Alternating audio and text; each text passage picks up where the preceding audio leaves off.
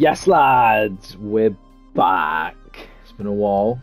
I hope everyone's been waiting, patiently for the return. I mean, I've left it on a fucking cliffhanger. I mean, look at the state of this.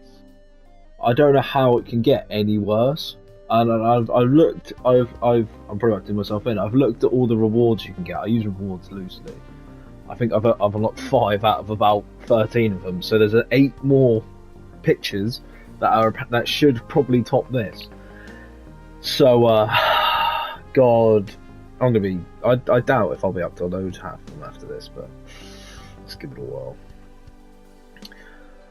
Fuck me, here we go. Horns sprout from Marina's scalp and bat-like wings unfurl from her back. Her clothes too have undergone quite the transformation. Before, Marina was clad in her business attire, but now she's wearing something even more risque. Red ropes wind about her body and black leather is vacuum sealed about her arms and legs. She looks incredibly, unbelievably hot, and that's heightened further by the tail which protrudes between her chest. Fucking of course it is. You see, Marina shoots me a sultry look, her eyes half lidded. I'm not a normal human, I really am a succubus, and it's not just me. Ayu and Cosmos are succubi too, and so are numerous other attractive, successful women all across the world. Fucking get in, boys, let's go. What? I try to say something semi-sensible, but words fail me. This twist has completely blindsided me, robbing me of my speech faculties. My brain's starting to overheat, much like an overused photocopier at work. This is really incredible. You say that the world is full of succubi, just like you. Yes, indeed, we've been living amongst humans since the dawn of time. Many societies' most famous, revered women have been succubi, like Cleopatra, for instance. It's a wonder how few people know about it, really. Marina's fingers sink into the full mounds of her chest. Fucking hell. She manipulates her breast about. She manipulates her breasts about her tail, grinning all the while. I can't deny that Marina's a succubus any longer. Not now that I can see her wings, her horns, and her tail. That'd be akin to burying my head in the sand. I can't argue against my own eyes, but I do have a few questions I'd like to ask. It might sound gauche, but I'm burning with curiosity here. I thought succubi were meant to be intimate with humans to stay alive. Is that true? Yes, we'll get straight to the fucking point, Hiroki. Go on, son. We succubi don't do such things to sustain ourselves, but we do need to be revered. That's why so many of us are in positions of power, be it in business, politics, or the entertainment industry. We need to be loved and adored. If we're not, we'll lose all our magical powers. We'll lose our good looks. We'll start to age like humans do, and then we'll wither away. We succubi work long and hard to keep you humans off for all. That's why I've sacrificed so much from my business. It's why Ayu pushes herself to be Japan's #1 idol, and that's why Cosmos. While I can't pretend I understand her particular line of work, in any event, we succubi are much more than lazy mooches. We're hard-working, active members of society. We do our best to demand respect, and the more our fame grows, the stronger our powers get. That being said, we do have a lot of stamina. We're well versed in giving humans pleasure. Fucking come on, boys. We've backed a winner here, lads. And there are certain humans who attract our attention more than others. Some humans have uniquely sweet scents, like ripe and juicy fruits. These humans call to us. When we succubi find humans who resonate with us, we do all we can to make them ours. You're one such human, Hiroki. You call yourself average and ordinary, but your smell is incredibly addictive. In all my years of living on Earth, I've never met a human more delicious than you. I knew the moment I met you that I wanted to make you mine. But I wasn't the only one. After talking with Ayu, it seems your scent had quite the influence upon her, too. Just one whiff of you made her lose control. She was this close. Marina gestures with her fingers. To making you her own. Oh, alright. This remark might seem a little inadequate in the face of this information overload, but what I'm supposed to say, I have no idea how I'm meant to react. In less than 5 minutes I learned that succubi exist, and that I possess some sort of smell that marks me as something particularly tasty. That explains why all these attractive women are falling over themselves to be with me, but it all seems a bit too convenient. If I'm really that attractive, then why didn't any succubi try to proposition me before? Maybe they did, and you didn't realise what they were. You have been in relationships before, have you? I guess so, yeah. I'm no alpha male, but I've had relationships in the past. I'm not crass enough to keep count, but I've slept with at least half a dozen girls. Good boy. Go on, son. My longest relationship was in university. That lasted a couple of months. My girlfriend was all over me to such an extent it was kind of scary. Jesus. She used to grab me. Fucking hell. She used to break into my room at night to watch me sleep, and sometimes she tried to grab me in the middle of lectures. In the end, I broke it off with her. Enthusiasm was flattering at first, but after a while it got a bit too much. Was she a succubus too? I wouldn't be surprised if you attracted several succubi in your time. In fact, I'd be more surprised if you had any. You're incredibly cute, Hiroki. I've only known you a few days, but I'm incredibly fond of you. I want to make you mine. Therein lies a problem. My sisters must have heard me talking about you via you. They're awful gossips, really. Whenever I find a handsome boy to play with, they try and steal him away from me. It's like a sort of game. It seems like Cosmos has already found you. I doubt she'll be the last. My sisters will all start coming after you, desperate to claim your heart. Oh, Christ. I hope that you have enough stamina to handle all of us. As a succubus, I don't mind sharing my conquests. Yes, lads. Bring it on. Bring it on, baby. But fielding off the advances of numerous succubi might just be enough to break you.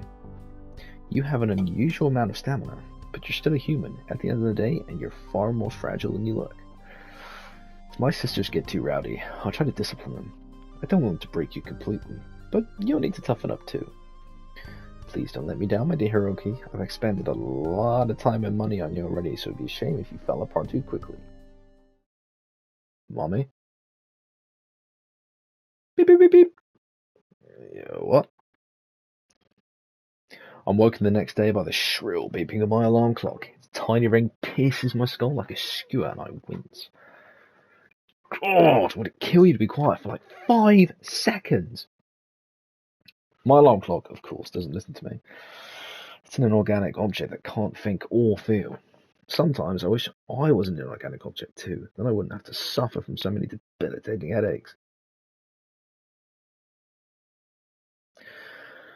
I must have had too much to drink yesterday. What happened again? The events of last night returned to my befuddled mind in drips and drabs, but beep, beep, beep, beep. My alarm clock's still drilling away as insistent as ever. It's so loud it's starting to set my teeth on edge. I guess I can't ignore it any longer, not if I want to cling to what remains of my sanity. Right, alright, I'm coming. Shut up already! I haul myself from my futon and seize my clock as I have every day for the last 3 years. I turned it off, cutting short incessant clangor and sigh relief. Finally, peace and quiet. Now, I can think about last night a little more clearly. What got up late, I remember that much, but then as I meandered to the train station, I was struck with a sudden desire to have a stiff drink. And what's more, the sudden desire to see Marina. Who's that? I travelled across Tokyo to that classy bar where I first met Marina. I hadn't seriously expected to see her again, but the ladylike must have been on my side, because there she was. We talked for a little and drank rather more than a little. Then she invited me back to her office. We spent a long time together, and then, and only then, and only then, here we go. Are we ready? Yeah. Oh, fuck it! Bollocks! Cock it. Fuck it, that's a tease. Though my alarm clock's been silenced, my forehead still throbs. I press a hand to my temple, my teeth worrying my lower lip. Images flash in my mind, all of them equally improbable. Yes! Yes! Yes! Horns, wings, a tail. Who's that? Marina isn't a human, she's a succubus. She sustains herself through the strength of human adoration, and her physical stamina is far greater than any average woman's. Marina's not the only succubus in Tokyo either. Ayu, the famous idol, is another one of her younger sisters, and so was that strange guy I met on the train. Cosmos, I think Marina said her name was. Now Marina's taken a special interest in me. Succubi all over Japan will flock to me. Oh, what a fucking shame that is, mate. What a fucking shame. Cry me a river. I can't think of anything fucking worse. Marina warned me as much before she asked her chauffeur to take me home. My sisters will all start coming after you, desperate to claim your heart. I hope that you have enough stamina to handle all of us. Yeah, I'm fucking bucketloads of it up. Bring it on. Does that really happen? It sounds patently unbelievable, but the longer I lie here, the sharper the memories become. Marina really is a succubus. She transformed right before my eyes. I might have been drunk last night, but I wasn't so trashed I'd invent a ridiculous scene like that whole cloth. My imagination's not that good.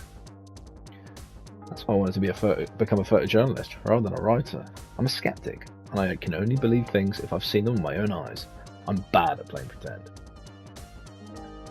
A few days prior, I would have scoffed at the mere idea of succubi, but Marina's inhuman features were swept my doubts aside. How can I explain her wings and her horns without the aid of supernatural?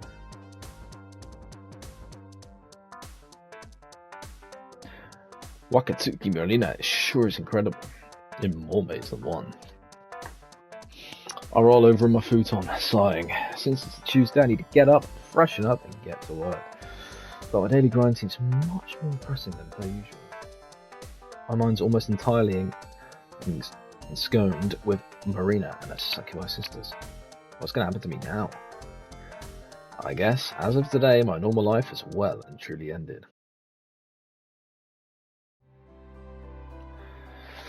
Despite my ominous portents, however, the day unfolds more or less the same as it always does. I get dressed, eat a hasty breakfast, shove on my shoes, and then head off for work. I catch the 7:30 train as per usual, and relax as the doors slide shut with a hiss. My hour commute to work passes uneventfully, though I keep my eyes peeled, glancing this way and that through the crowds. I see hide nor hair of the elusive Cosmos. I arrive at work a little after 8:30 and greet my fellow employees. And then I set to work on the numerous tasks my boss has sent me the day prior. Work finishes at 5 o'clock on the dot, much to my relief. I've worked overtime so much, I can't remember the last time I've left the office while the sun was still up. Maybe some benevolent god heard my plaintive prayers the day prior and decided to throw me a bone. I walked to the train station in high spirits and boarded the train back home. The afternoon train headed for Tokyo Suburbs is almost as busy as the morning train headed right into its heart. I'm hemmed in, as always, by businessmen and women of various ages, with a few high school girls thrown in for good measure. Oh no. Oh god, no. The businessmen keep their gaze cold and unapproachable, their narrowed eyes fixed upon the scenery as it flies past the windows. The high school students, meanwhile, are busy chattering amongst themselves, tapping out text messages and giggling at funny jokes. The young kids must have had a busy day themselves, full of rote learning and club activities, but they're bursting with energy. I can't help but envy them. I wish I was young too. You might not think it took me now, but I was pretty popular back in high school. I've always been tall for my age, so I played on the school's basketball team. That netted me quite a lot of respect amongst my classmates. In my last year of high school, I managed to slag myself a girlfriend. She might have been, mate. Snag myself a girlfriend. She wasn't the prettiest or the smartest girl in the class, but I liked her a lot. Even now, I can remember a serious face and her long dark hair. Broke things off when we graduated from high school, met at university. It's mutual agreement. We were too young and immature to commit to a long-distance relationship. I don't know if I miss her per se, but I do often think back to the time we spent together. She wasn't a cheerful, giggly girl like the high school students on this train. She wasn't usually quiet and withdrawn, but I think that's what drew me into her in the first place. She wasn't drop-dead gorgeous, but she was pretty. Her charms were understated, very traditionally Japanese. She had delicate features, pale skin, and a snub nose. She always needed me to take her studies. Needled me to take my studies seriously. In that sense, she was rather motherly. Mummy? Sorry, Mummy? Sorry, Mummy? She tried to make me lunch too, but her cooking skills was subpar, but that might be putting it nicely. Her hamburger steak was tougher than old boots, her rolled egg omelette split down the middle, and her ginger chicken was far too salty. I tried my best to eat her food, but I'd always end up huddled in the boys' restroom, gagging. That made her scowl. She scowled when I looked at other girls too. Her jealous fits were so cute they always made me laugh, which, of course, upset her all the more. I can still remember all the things we did together, though it's been over a decade since we last spoke. Why do I feel like this is leading to something? Like, I don't know why you'd spend that much time on this if she's either not going to turn up, or at least, like, something's going to happen with her. We studied together in the school library. She gave me chocolate on Valentine's Day, and sometimes we went to cafes and theme parks together. When was the last time I've been to a cafe with a cute girl? Feels like it's been forever. My life's been nothing but work for the last few years. I haven't had a chance to cut loose and have fun. Being an adult really does suck. Yeah, fucking tell me about it, mate. It'd be nice if I could go on a date again like I did before. Not like that will happen. It's highly unlikely a cute, perfectly modeled girlfriend will fall from the sky and into my lap. I guess you could say Marina fits the bill, but she's not really girlfriend material. She's too mature for such a juvenile label. She's more like a partner. Though I think she'd be cool, prefer being called a mistress. Yeah, mistress, mummy. Mummy mistress, that'll do. I like Marina well enough, but there's something a little intimidating about her. She's not at all like my first girlfriend. But then again, nobody is. It's impossible to replace a memory. I'm being stupid. I should give up on dating. I'm not a teenager anymore. What? But why? You don't look that old to me. I think you're very handsome. Ha! That's nice to know, mysterious voice. But wait, what? Hey? Oh, fucking hell, here we go. When the music stops, I panic. The music was such a nice, bubbly tone, and it's just fucking stopped. I can feel something. No, two somethings. Oh, I fucking wonder what. Pressing against my chest. A familiar scent of floral perfume wafts about me, and I feel fingers grip the sleeves of my shirt. Somebody's pressing their body against me. But who? I look down, bemused by the audacity of this mysterious person. Here we fucking go. Amazing. Fantastic. What a day. Fucking brilliant. Look at the fucking hell. Oh, Christ. And my befuddlement soon morphs into full-blown disbelief. Oh, where do we go? Where do we go? Where do we go? Come on, you've got to chat her up, surely. Huh? The girl inclines her head. Do you really think I'm cute? You're incredibly cute, but that's beside the point. That really is a surprise. Fancy seeing you here. I recognise this girl, or to be more precise, I recognise her body. I mean, it's pretty fucking hard to forget, to be honest, Hiroki. Like, quite a stupid point, to be honest. I never got to see her face during our last encounter. The curve of her spine was pressed against my chest, her dairy hair resting snugly against me. I'm quite intimately acquainted with that behind of hers, but her face was something of a mystery. Now I can finally see what she really looks like. I can say with certainty that she's just as adorable as I anticipated. Her eyes are a soft amber hue, lined with long and luxurious lashes. Her nose is a small cute button, and her lips are faintly shining with gloss. Her hair is lilac, but it fades to an icy blue about the tips. It's kind of rough, kind of bob. Part of it is tied back in a stubby ponytail. Atop her... Fuck me, how much description? We can see her! Fucking hell. Atop her head is perched a pair of cat ears. They don't look very practical. I'm not sure what purpose they serve, really, beyond an aesthetic one. Then again, a lot of women wear high heels, Marina included, and I'm not sure what practical purpose they serve either. Got damaged women's feet. Plus, those sharp spikes can get stuck in gutters. This girl's choice of headgear might be impractical, but she's wearing a sturdy pair of sneakers on her feet.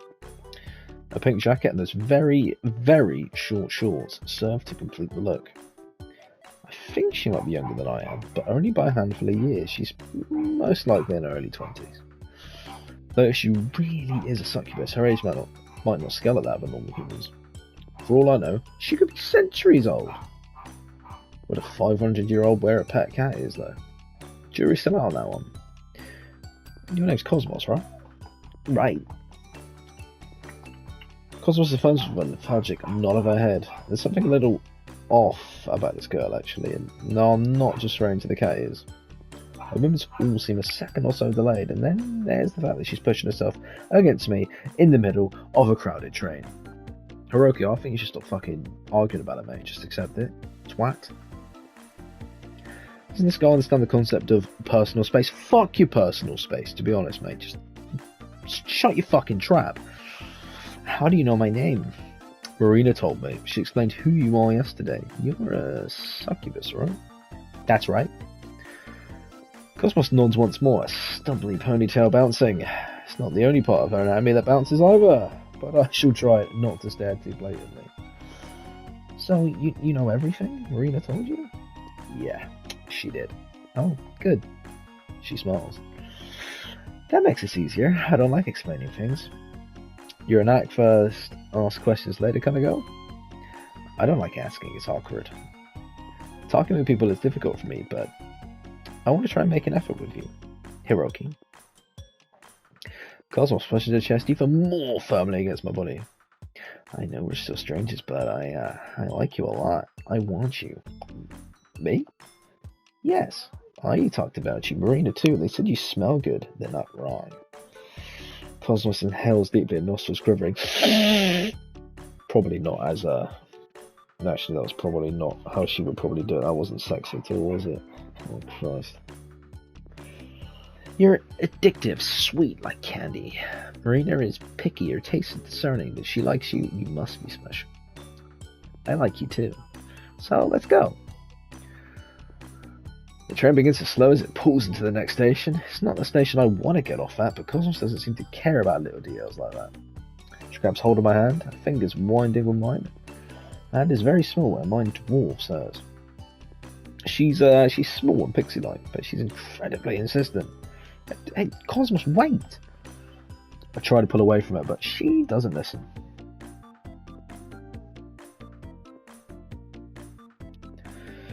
The train's automatic doors open with a hiss, and Cosmos drags me forward, buoyed by numerous passengers who are all struggling to get off the train. I find myself pushed forth.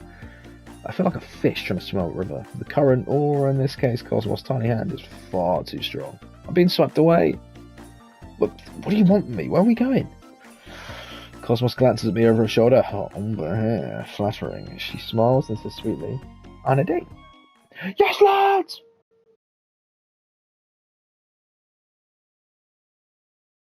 Some date this is. I huff, my arms folded, my long legs fold up beneath a table that's little too small for me. Dragging me off the train was just the first step in Cosmos' diabolical plan. I barely had a chance to gather my breath when her fingers tightened about my palm once more, her eyes shining with excitement. Oh no. Oh god, no. Okay, it's fine. It's fine. It's fine. It's fine. It is fine. When the screen goes white, I panic. I worry. But it's fine. You know what? I'm gonna leave it here. I'm gonna make you lot wait for the date. And that's what you all want. You want me to press X right now and go on this date, but no, I'm not gonna give it to you. I'm gonna save that till next time. But in the meantime, thank you for being so patient. I'm gonna try and play this probably twice a week. I don't know how much I can physically take in one sitting is the issue. I'm a weeb, but even this it's a bit special. It's a bit much, but it's alright. It's testing my weebiness. And on that note, this weeb has to say goodbye, and I hope I can see you again soon. Cheers and go on.